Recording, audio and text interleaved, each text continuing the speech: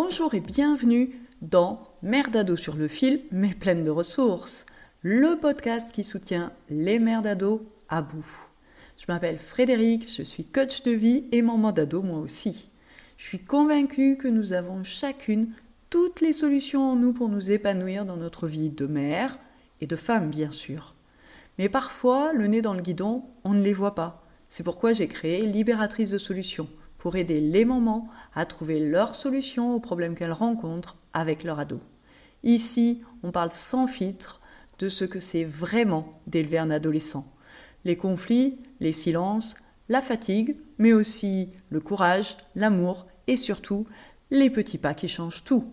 Ce podcast, c'est ta bulle de soutien, ton espace pour souffler et réfléchir, pour repartir avec des clés concrètes pour retrouver confiance, lien et équilibre. Alors, prête à embarquer avec moi ? Respire un bon coup et c'est parti. Pourquoi la volonté ne suffit pas à devenir la maman que tu veux être ? C'est certainement déjà arrivé de te lever le matin en te disant aujourd'hui, je vais faire un effort et je vais pas m'énerver, je vais pas crier. Et puis finalement, au fil de la journée, peut-être que le soir notamment, t'as fini par t'emporter. Moi, en tout cas, je peux te dire que ça m'est arrivé plein de fois, ça. De me retrouver dans cette situation, de me dire non, là c'est bon, je sais ce qu'il faut faire, je vais pas m'énerver. Puis finalement, à la fin de la journée, finir en cri, finir en agacement. Et pourtant, Dieu sait que je voulais rester calme. Seulement, j'y arrivais pas. Et le pire dans tout ça, quand on n'y arrive pas, finalement, c'est que après coup, il m'est arrivé plein de fois de culpabiliser. Et de culpabiliser vraiment très fort. Beaucoup. Et d'avoir cette impression, finalement, que les autres y arrivent bien mieux que moi. Parce que les autres, moments, elles y arrivent. Mais moi, non. Parce que je pensais que je manquais de volonté. Parce que si j'avais suffisamment de volonté, il n'y avait pas de raison pour que je crie. Que certainement je devais manquer de constance, de méthode. Bref, tout ça, c'est des choses que moi je me suis dites, pendant longtemps en tout cas. Et au fil du temps, je me suis aperçue que moins je me sentais à la hauteur, en tant que maman, mais aussi en tant que femme, moins je l'étais. Et ça, c'est assez déstabilisant. Le fait de ne pas se sentir à la hauteur contribue à ne pas l'être. Et aujourd'hui, je sais, et donc j'ai compris grâce à la PNL que quand je culpabilise, quand je me sens nulle, alors mon énergie baisse. Et je me ratatine. Et forcément, je suis plus capable d'être au meilleur de moi-même. Et de mobiliser toutes mes ressources. Et ça, c'est un des grands apprentissages de la PNL que de se rendre compte comme ça, que en fonction de ce que tu te racontes, en fonction de ce que tu te dis, en fonction de ton discours intérieur, et quand tu culpabilises, tu te dis souvent que t'es trop nul, que t'as pas bien fait ci, que t'aurais dû faire ça, etc. Donc tu te racontes tout un tas de choses. Et que finalement, quand t'es là-dedans, ton énergie baisse, et du coup, t'es plus en capacité de faire les bons choix, de prendre les bonnes décisions et de faire au mieux, que ce soit pour toi ou pour tes enfants. Alors qu'au contraire, quand tu te sens confiante, tu vois déjà rien que dans la posture, quand je dis tu te sens confiante, tu te redresses, t'ouvres les épaules. Et rien que ça change déjà ta perception et la façon dont tu te perçois, la façon dont les autres et ton enfant va te percevoir. Donc plus tu te sens sûre de toi, en capacité, joyeuse, apaisée, et plus tu vas avoir accès à toutes tes ressources internes. Et quand je te parle de ressources, c'est tes qualités, tes compétences, tes capacités. Donc plus tu y as accès, et plus tu es capable de les utiliser au mieux et de devenir cette maman calme, posée, sereine, à laquelle on aspire toutes. Alors laisse-moi te dire tout de suite que oui, on aspire toutes à ce calme, à cette sérénité, mais forcément, dans toute vie de maman, il y a des moments où on l'est pas. Et ça, c'est normal. Maintenant, l'idée, c'est de pas être trop souvent dans cette culpabilité destructrice. Donc, un des leviers que tu as en ta possession pour changer et pour arrêter de t'emporter, de t'énerver, de crier, réside dans la confiance que tu as en toi, dans l'estime que tu as de toi-même, et donc dans la connaissance de toi. La connaissance de soi, c'est ce qui te permet de connaître tes compétences, tes capacités et aussi tes limites, et de les accepter, parce que on n'est pas parfaite. On voudrait bien, enfin moi pendant longtemps j'ai eu envie de l'être, aujourd'hui j'ai accepté mon imperfection. Et donc c'est tout ça qui va t'aider beaucoup plus, bien plus que la volonté. D'ailleurs, la volonté, il faut savoir que on en a un capital qui est limité. Il y a une expérience comme ça qui a été faite où on prend 2 groupes de personnes et à un groupe, on va présenter un gâteau. Alors si t'es gourmande, ça va te parler. Donc il y a un groupe à qui on présente un gâteau et évidemment, ce groupe-là ne doit pas toucher au gâteau. Et un deuxième groupe à qui on va pas présenter de gâteau et à qui on va présenter directement une tâche qui va demander un petit peu de volonté dans le sens où il va falloir insister et persister. Voilà. Donc on va présenter la même tâche aux 2 groupes, simplement il y a un groupe à qui on a présenté un gâteau et on lui a demandé de résister au gâteau avant, et puis il y a un groupe à qui on n'a rien demandé du tout avant.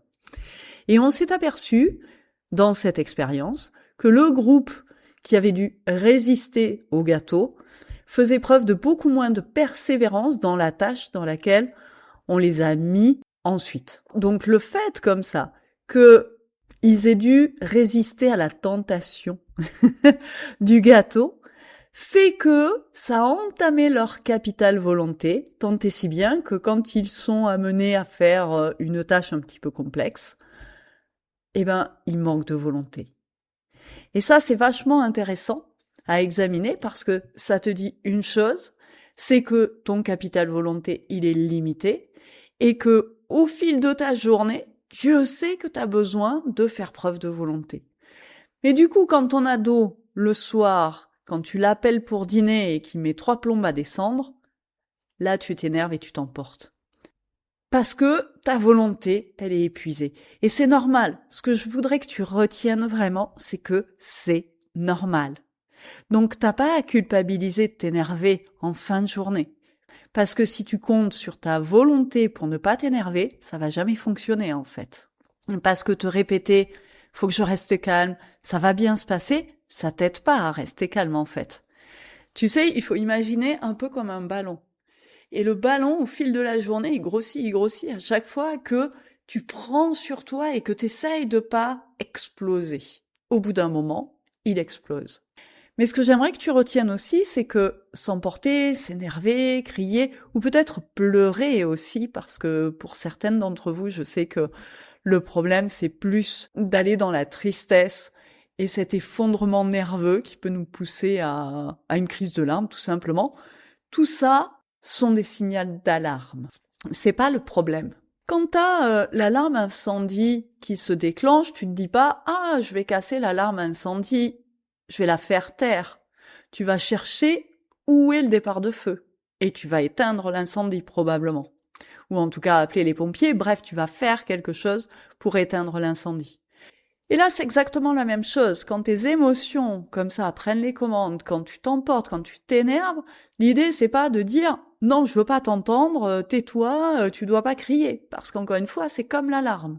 L'idée, c'est au contraire de se dire « Ok, là, j'éprouve de la colère, là, j'éprouve de la tristesse, qu'est-ce qui se passe exactement et pourquoi, qu'est-ce qui se passe? Qu'est-ce qui déclenche le signal d'alarme ?» Et si tu les écoutes pas, elles vont crier plus fort. Parce que il y a un truc qu'il faut bien comprendre, c'est que à ce moment-là, quand tes émotions comme ça commencent à te submerger, c'est plus la partie réflexion de ton cerveau qui est aux commandes, hein. Cette partie qui sait très bien que toi tu veux pas crier, qui sait très bien à quel moment t'as envie d'être. C'est plus cette partie-là. T'es dans la réaction, t'es plus dans la réflexion. C'est tes émotions qui prennent les commandes. Et ta volonté, elle n'a pas accès aux commandes à ce moment-là. Les émotions, elles prennent toujours le pas sur notre volonté. Et si parfois ça nous arrive d'arriver à les faire taire, d'arriver à prendre le dessus, ça va te demander un effort monumental et forcément il va y avoir un retour de bâton. Donc tu peux pas décider de ne pas avoir peur, tu ne peux pas décider de ne pas être en colère, tu ne peux pas décider de ne pas être triste. Tout ce que tu peux faire, c'est prendre acte et accepter que tes émotions sont là pour ton bien. Tes émotions ne sont pas tes ennemis. Et ce qui se passe souvent, ce que moi je vois dans mes accompagnements en tout cas, c'est que bien souvent, quand on est comme ça, submergé régulièrement par nos émotions, on a toujours une bonne copine pour nous dire il faut que tu apprennes à lâcher prise. Et le lâcher prise est souvent présenté comme l'outil miracle. Et je peux t'en parler du lâcher prise parce que moi aussi j'ai essayé le lâcher prise. Et moi aussi je me suis dit, de toute façon, si j'arrive à lâcher prise sur ce que disent mes ados, si j'arrive à lâcher prise sur ce qu'ils font, parce qu'après tout c'est leur vie, etc., je vais réussir à être tranquille. Je vais arrêter de m'emporter. Sauf que lâcher prise n'importe comment, c'est ignorer tes valeurs. Les valeurs, c'est tout ce qui est important pour toi. Peut-être que pour toi, ce qui est important, c'est de partager tes beaux moments en famille, de partager, tu sais, des repas en commun. Peut-être que pour toi, une valeur importante, c'est le respect. Et à force de vouloir lâcher prise, finalement, si tu le fais n'importe comment et un peu à tout va, on va dire, ce qui se passe, c'est que du coup, non seulement tu ignores tes émotions, mais en plus, tu ignores aussi tes valeurs. Inutile de te dire que quand tu fais ça, tu vas avoir plein de résistance parce que ton cerveau, lui, il va pas être d'accord. Et surtout la partie inconsciente de ton cerveau, celle pour laquelle les valeurs, c'est important. Donc elles vont venir se rappeler régulièrement à toi et te dire non mais attends là, c'est pas possible, il peut pas me parler comme ça. Non, ça c'est pas possible, moi j'accepte pas ça. Et ce qui se passe quand on fait ça, c'est que bien souvent, le lâcher-prise devient une injonction supplémentaire qui est suivie du coup d'un nouvel échec parce que tu vas prendre sur toi, tu vas faire taire tes valeurs, faire taire tes émotions, te dire bon, je lâche prise, et puis régulièrement tu vas exploser parce que tu vas passer finalement de cet état de lâcher prise à un état de non mais là c'est pas possible, je supporte plus ça. Et du coup, tu vas retomber dans ce dont je te parlais au début, ce sentiment de culpabilité. Donc, en pensant te débarrasser de ta culpabilité, de tes émotions, et en lâchant prise, tu te retrouves avec une dose supplémentaire de culpabilité et des injonctions en plus. Et une culpabilité décuplée finalement par le fait que, en plus, t'arrives pas à lâcher prise. Tu vois ce que je veux dire? Donc, lâcher prise, ça ne se décrète pas. Lâcher prise, en fait, ça s'apprend. Et ça se travaille. Petit à petit, petit pas par petit pas et par des petites choses. Et surtout, ça se travaille en observant ce que ça te fait. Parce que quand tu commences à lâcher prise, tu vas très vite te rendre compte que il y a une peur qui va être réveillée. Peut-être une petite blessure d'enfance qui est réactivée. Peut-être une croyance aussi, la croyance que tu dois être parfaite, que ton enfant ne devrait pas crier, etc. En tout cas, ça va réveiller plein de choses. Et c'est ça qui est intéressant, parce que une fois que tu vas avoir identifié tes peurs, tes blessures, tes croyances, on va pouvoir travailler là-dessus. Et le lâcher prise, ça passe par une connaissance de soi, on y revient, mais tu peux pas lâcher prise si tu n'as pas conscience de quelles sont tes valeurs importantes. Ça demande la reconnaissance de ces émotions, parce que lâcher prise, c'est pas j'ai plus d'émotions. Lâcher prise, c'est être capable de se dire ok, là, ça, c'est pas de mon ressort. Donc, j'accepte d'une certaine manière une forme d'impuissance sur un certain nombre d'éléments. C'est ça le lâcher prise. Mais pour ça, il faut accepter que le lâcher prise provoque des émotions. Ça passe par l'observation de ces peurs et vraiment en face pour pouvoir les confronter parce que c'est le meilleur moyen finalement pour se débarrasser d'une peur, ça va être de la regarder plutôt que de l'ignorer. Et puis, ça passe aussi par la compréhension de tes modes de fonctionnement, de comment toi, tu vois le monde, de comment toi, tu réagis dans telle et telle situation et pourquoi aujourd'hui, tu fonctionnes avec finalement comme tu sais comme un vieil ordinateur à qui on n'aurait jamais fait de mise à jour parce que c'est un petit peu ça que nous apprend la PNL aussi. C'est à se rendre compte que on a des modes de fonctionnement qui sont totalement obsolètes. Et la PNL nous permet de se débarrasser de ce qui n'a plus lieu d'être, de nos anciens schémas qui sont pas optimisés. Alors plutôt que vouloir faire preuve de volonté, apprenons à écouter nos émotions, nos peurs, sans qu'elles nous guident évidemment. Reprenons confiance en soi, apprivoisons le lâcher-prise et l'impuissance. Et tout ça, c'est des choses que l'on fait grâce à la PNL. La PNL nous offre plein de protocoles, je te l'ai dit, la PNL c'est un outil.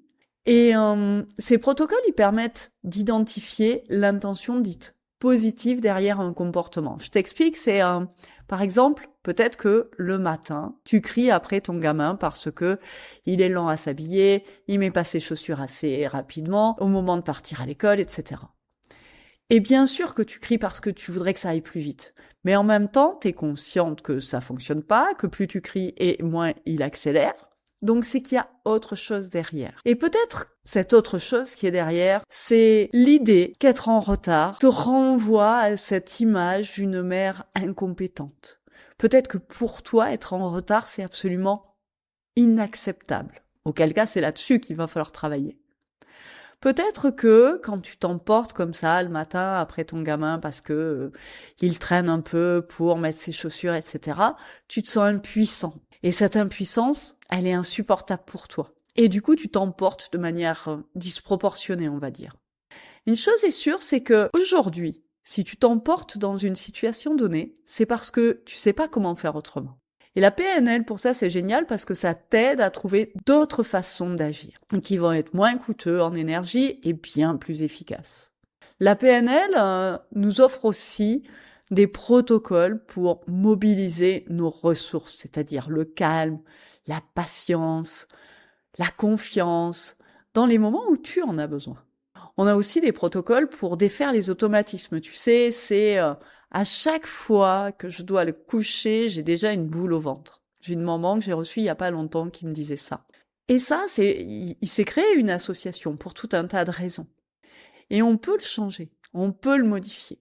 Et ça, moi, quand j'ai découvert ça, franchement, je me suis dit, mais c'est trop bien, en fait. Parce que ça change la vie. Franchement, ça te change la vie.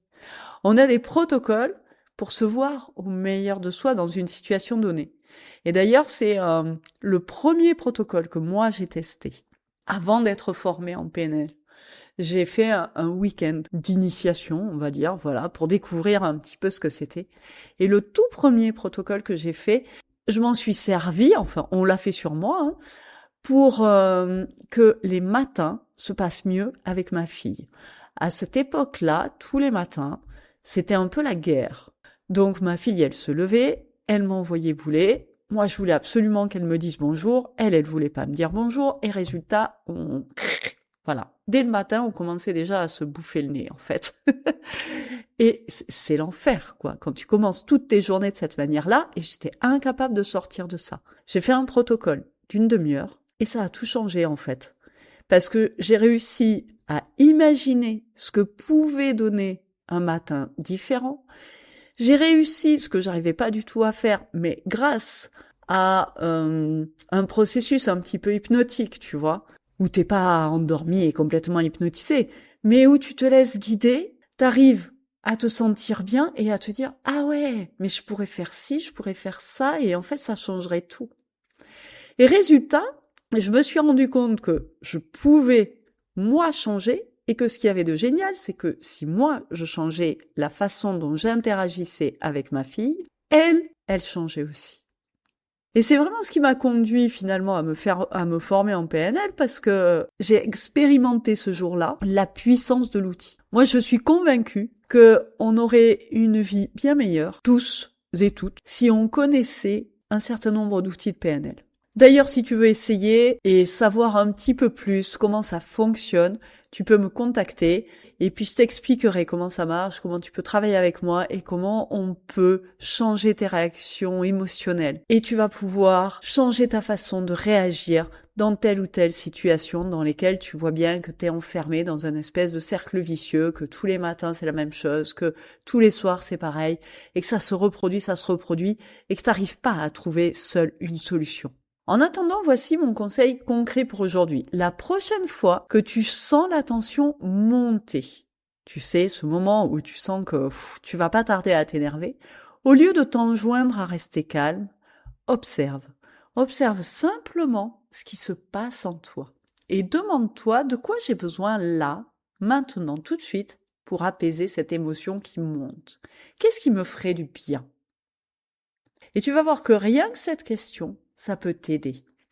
Déjà parce que ça te permet de mettre un mot sur ton émotion, qu'est-ce que je ressens là tout de suite, et de quoi j'ai besoin. Ça te permet de reprendre la main et de reprendre un petit peu de pouvoir. Et ça peut te permettre aussi de ah ouais, en fait, je pourrais, moi, faire quelque chose. Pas la mettre sous le tapis, l'émotion. Non. Juste, ok, là, je sens que je suis en colère. J'ai besoin de quoi? Ah, peut-être que si je vais m'isoler dans les toilettes 2 minutes et que je souffle, ça va aller mieux. Juste me poser, écouter de la musique, ça pourrait m'aider. Faire un câlin à mon mari, faire un câlin à ma copine, peut-être que ça peut m'aider. Bref, qu'est-ce qui me ferait du bien là tout de suite pour apaiser cette émotion qui commence à se manifester, plutôt que de vouloir la cacher. Et puis la prochaine fois que tu te seras emporté, parce que je te l'ai dit en commençant, oui, ça va se produire, parfois tu vas t'emporter, plutôt que de culpabiliser, demande-toi pourquoi je me suis emporté. Quelle est la partie de moi qui était en colère? Et qu'est-ce qu'elle avait à me dire? Et en faisant ça, tu te différencies de ton émotion négative et tu reconnais que oui, il y avait une partie de toi qui était en colère, mais il y avait qu'une partie de toi qui était en colère. C'est pas toi dans sa globalité. Il y avait une partie de toi qui avait un message à te donner, qu'il a exprimé d'une manière qui est la sienne. La colère, elle est utile, encore une fois, elle te fait passer un message. C'est un warning. Donc, pourquoi j'étais en surcharge à ce moment-là? Et si tu fais ça, tu vas te rendre compte que petit à petit, ça va devenir une habitude déjà de t'interroger sur qu'est-ce qui se passe en toi. Ça va te laisser du coup du temps avant de partir en vrille, avant de t'emporter. Et puis ça va aussi laisser le temps à l'émotion de passer, glisser, continuer. Et enfin, je voudrais finir sur un point hyper important parce qu'il contribue très largement à épuiser ton stock de volonté et à ouvrir la voie de tes émotions qui prennent les commandes et débordent, c'est le fait de te sacrifier pour ta famille. Je suis sûre que tu fais plein de trucs, que ce soit pour tes enfants, peut-être pour ton mari, pour ta maison, pour que ce soit propre, pour que ce soit rangé, pour plein de choses. Mais si t'as plus de moments pour toi, pour t'épanouir, pour rire, pour te reposer, pour rencontrer tes copines, forcément, au bout d'un moment, t'es aigrie et c'est normal. Et t'es beaucoup plus réactive parce que t'es plus fatiguée aussi. Et tout ça, c'est normal. Donc, en résumé, voici ce que tu peux faire et ce qui aura une grande différence dans ta façon d'être maman. Et ça n'a rien à voir avec la volonté, c'est d'abord d'apprendre à te connaître et à t'aimer tel que tu es, ça veut dire tes qualités, mais aussi tes manques, tes lacunes, tes faiblesses, tes fêlures. C'est booster l'estime de soi, c'est cesser de culpabiliser et chercher à comprendre du coup, parce que cesser de culpabiliser, ça se décrète pas, c'est un petit peu comme le lâcher prise, tu peux pas dire ah bah là ça y est, j'ai décidé, j'arrête de culpabiliser. C'est OK, là je sens que je culpabilise. Je m'en veux parce que j'ai crié. OK, plutôt que de rester là-dedans et de laisser ton cerveau te balancer des oui, t'es pas une bonne maman, oui, t'aurais dû faire ci, oui, c'est pas bien, nanani nananer. Donc au lieu de laisser encore une fois ton cerveau te culpabiliser, ce que je t'invite à faire, c'est vraiment chercher à comprendre pourquoi là je me suis emportée. Est-ce que c'était vraiment si grave que ça? Est-ce qu'il y avait vraiment matière? Pourquoi là, ce jour-là, ce truc-là, il m'a fait déborder? Est-ce que j'étais plus fatiguée? Est-ce que quels besoins chez moi finalement ne sont pas satisfaits? Est-ce que j'ai du temps pour mes amis? Est-ce que j'ai du temps pour moi? Bref, essayez de comprendre ce qui se passe. Ce qui fait que tu es parfois débordé. Ce qui implique d'écouter tes émotions et tes peurs, évidemment, la peur étant une émotion, Et évidemment, prendre soin de toi comme tu prendrais soin des autres. Bien souvent, on est très dur avec nous-mêmes quand on s'est emporté, mais pas que. Il y a toutes ces situations dans lesquelles on s'accable. Alors que quand c'est notre meilleur ami qui nous raconte un truc, là, on va la consoler. Là, on va la rassurer. Et pourquoi est-ce qu'on n'arrive pas à faire la même chose avec nous? En tout cas, ça vaut le coup d'essayer. Tout ça, tout ce dont je viens de parler, évidemment, ce sont des choses que l'on voit quand on travaille avec moi dans mes accompagnements. Et puis, si tu as envie de tester et de voir ce que ça donne de travailler avec moi, je t'invite à mon challenge totalement gratuit, Maman au bord de la crise de nerfs, 5 jours pour garder ton sang-froid. À partir du 23 mars, et pour 5 jours, on va se retrouver chaque jour en live pour que je puisse te donner des outils concrets et des petits exercices à faire chaque jour. Il va y avoir également un groupe Facebook privé dans lequel tu vas pouvoir échanger avec d'autres mamans qui, comme toi, cherchent plus de sérénité dans leur vie de famille. Je te mets le lien en description. À très vite. Merci d'avoir écouté cet épisode de Merde à dos sur le fil, mais pleine de ressources. Si cet épisode t'a plu, pense à t'abonner et pourquoi pas le partager avec une maman dont tu sais qu'il lui sera utile. Tu veux aller plus loin? Abonne-toi à ma newsletter pour recevoir conseils et soutien directement dans ta boîte mail. Et surtout, n'oublie pas, chaque jour, tu fais de ton mieux et ça, c'est déjà énorme. À très vite pour un nouvel épisode.